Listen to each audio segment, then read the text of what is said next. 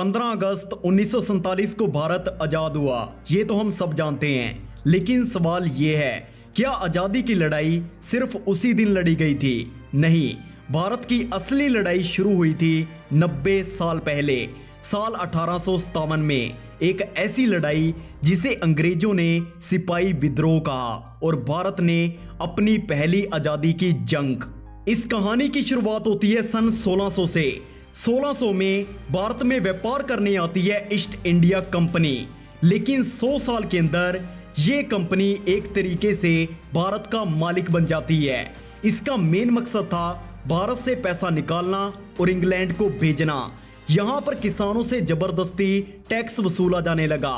भारतीय सैनिकों को कम वेतन मिलता था और राजा महाराजाओं को धोखे। धीरे धीरे पूरा देश एक कंपनी का गुलाम बन चुका था। 1857 में अंग्रेजों ने नई राइफलें निकाली जिसका नाम था इनफील्ड राइफल। इसके कारतूस में गाय और सुअर की चर्बी का इस्तेमाल होता था। हिंदुओं के लिए गाय एक पवित्र पशु था, लेकिन मुसलमानों के लिए सुअर सिर्फ और सिर्फ हराम। कारतूस को हमेशा मुंह से काटना पड़ता था, यानी एक तरीके से हिंदुओं के लिए सीधा धर्म पर हमला। और यहीं से पैदा होती है विद्रोह की चिंगारी। सबसे पहले आवाज उठाई मंगल पांडे ने 29 मार्च 1857, स्थान बेगपुर छावनी। मंगल पांडे ने अपने ही ब्रिटिश अफसर पर गोली चला दी। उसके बाद उन्हें फांसी दे दी गई, लेकिन उस एक गोली ने पूरे भारत को जगा दिया।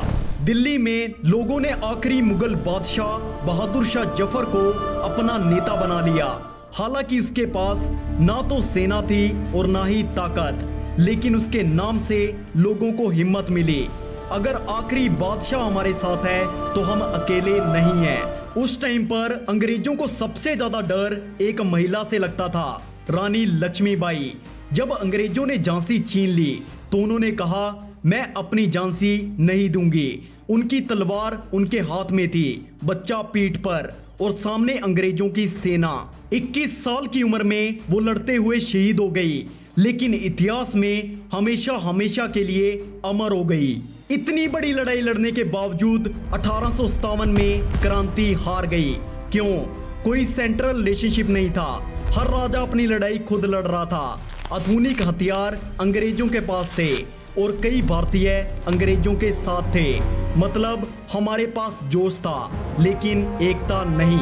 इस लड़ाई के बाद अंग्रेज जीत गए, लेकिन डर गए। 1857 के बाद ईस्ट इंडिया कंपनी खत्म हो गई, सीधा ब्रिटिश राज शुरू हुआ।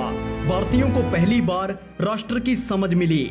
1857 ने हमें सिखाया, अकेले नहीं मिलकर लड़ना होगा। और यही सोच आगे चलकर गांधी, भगत सिंह और सुभाष चंद्र बोस तक पहुंची।